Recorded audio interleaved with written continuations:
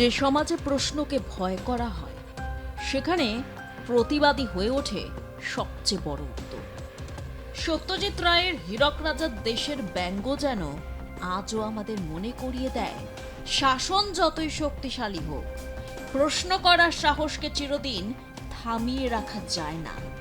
আর সেই প্রশ্নের শক্তিকেই সামনে রেখে টানা ২৬ দিন অনশনের পথ বেছে নিয়েছিলেন সমাজকর্মী ও শিক্ষাবিদ সোনম ওয়াংচুক। অবশেষে দীর্ঘ ২৬ দিনের অনশন শেষে বৃহস্পতিবার গভীর রাতে নিজের অনশন প্রত্যাহার করলেন তিনি। On not registering cases against those protesting peacefully at Jantar Mantar in Delhi and those participating in the march to the Parliament on July 20, 2026. The government has already assured threadbare discussions to find solutions to paper leaks and educational reforms for exams in the Parliament.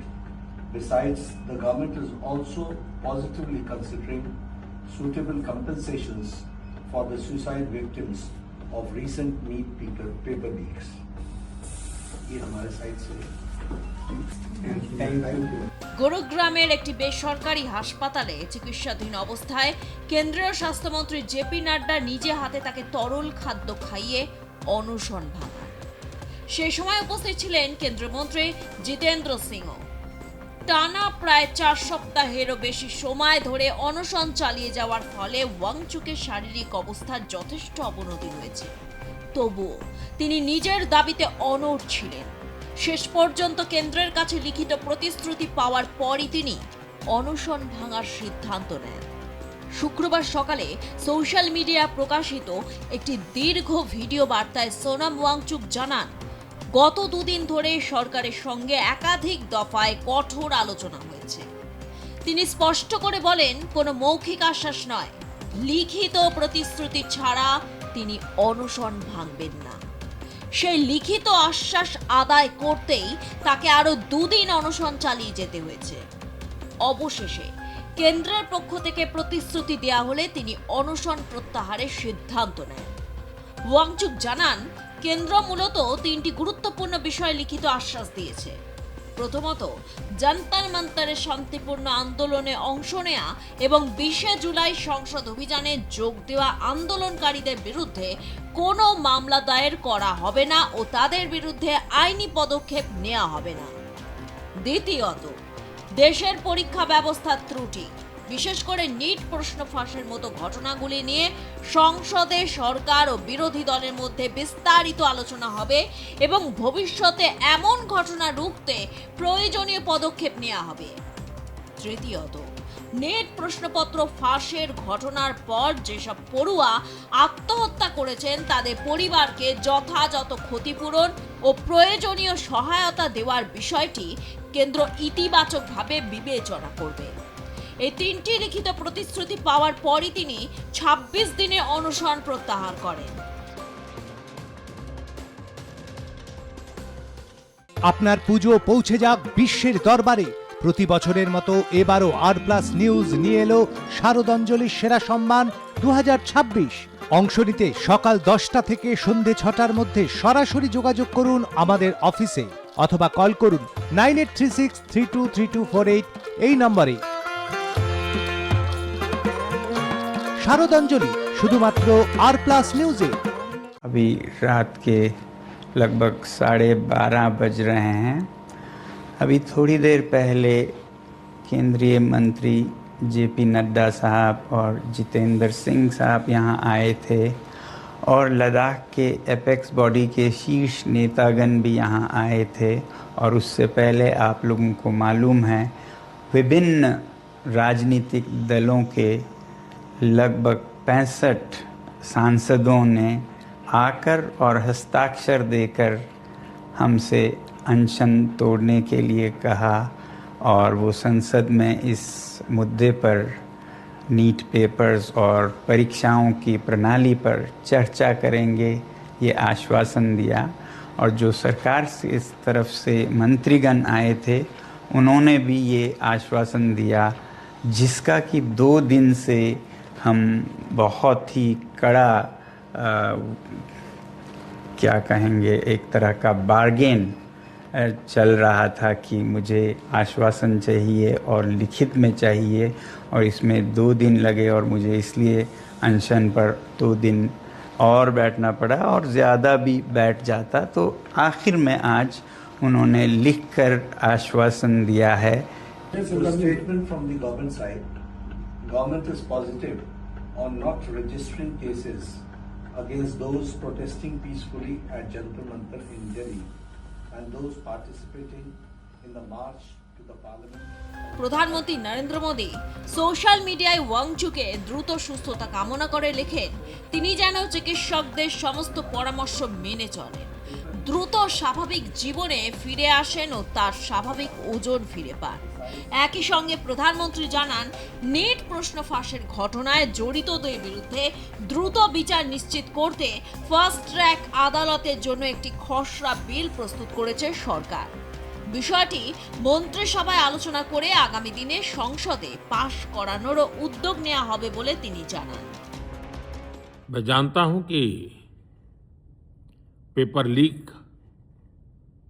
ये कोई मामूली विषय नहीं है। लाखों विद्यार्थी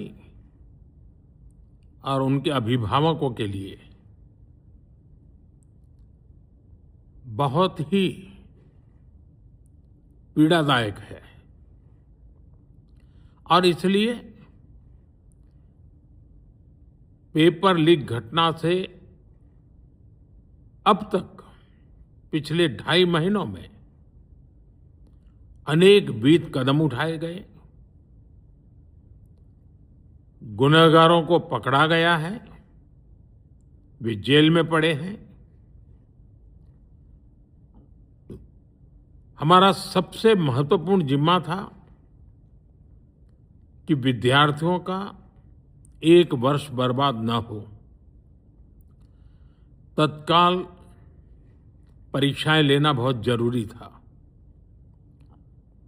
सरकार ने अभी पूरी शक्ति का उपयोग करके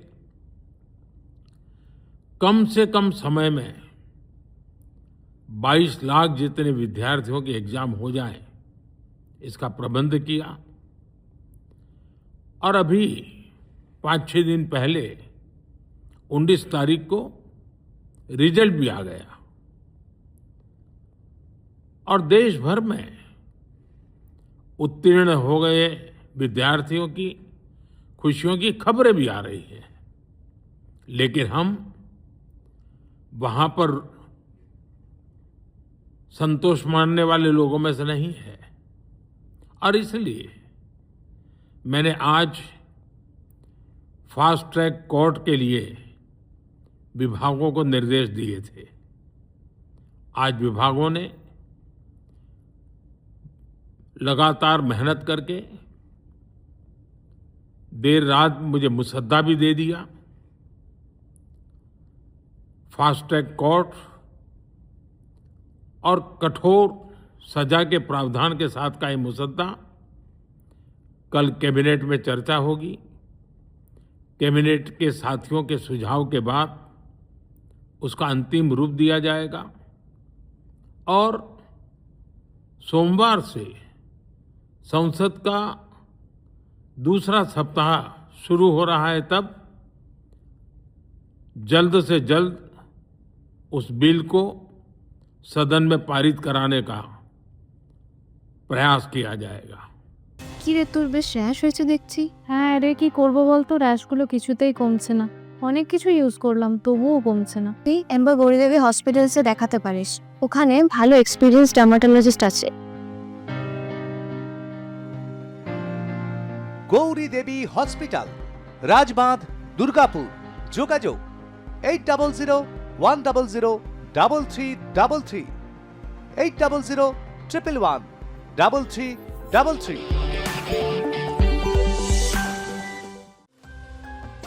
নেট প্রশ্ন ফাঁসের জবাবদিহি, শিক্ষা ব্যবস্থার স্বচ্ছতা ও কেন্দ্রীয় শিক্ষামন্ত্রী ধর্মেন্দ্র প্রধানের পদত্যাগ সহ একাধিক দাবিতে গত 26শে জুন দিল্লি যন্তর মন্তরে অনির্দিষ্টকালের জন্য অনশন শুরু করেছিলেন সোনম ওয়াংচুক।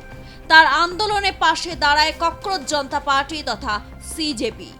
ধীরে ধীরে হাজার হাজার পড়ুয়া ও সাধারণ মানুষ এই আন্দোলনে যোগ দেন। সংসদ ভবন অভিযানের ডাক দেয়া হলে রাজধানী জুড়ে উত্তেজনা তৈরি হয়। আন্দোলনকারীদের উপর লাঠিচার্জ, কাঁদানে গ্যাস নিক্ষেপ এবং পুলিশের অতিরিক্ত বল প্রয়োগের অভিযোগও সামনে আসে। অনশনের সময় ওয়াংচুকের শারীরিক অবস্থার অবনতি হলে প্রথমে তাকে সরকারি হাসপাতালে ভর্তি করা হলেও পরে আদালতের নির্দেশে গুরুগ্রামের মেদান্তা হাসপাতালে স্থানান্তরিত করা হয়। সোনাম ওয়াংচুক অনশন ভাঙলেও আন্দোলনে ইতি টানেনি ককরোচ জনতা পার্টি।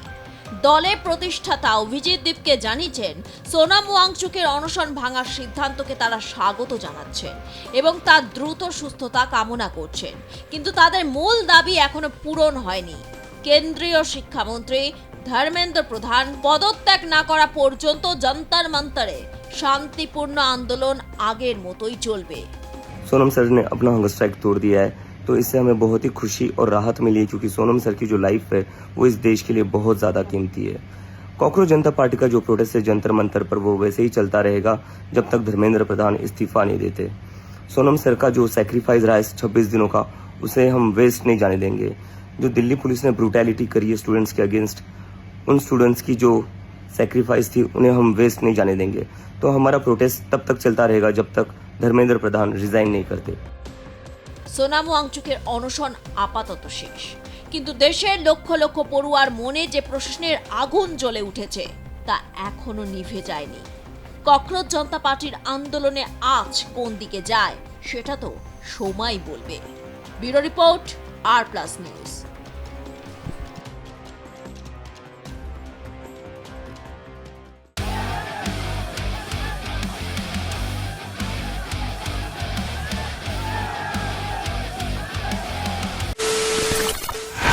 খবরের নামে প্রতিদিন সন্ধে আপনার ড্রয়িং রুমে কি শুধুই চিৎকার চেঁচামেচি খেয়ে আসে?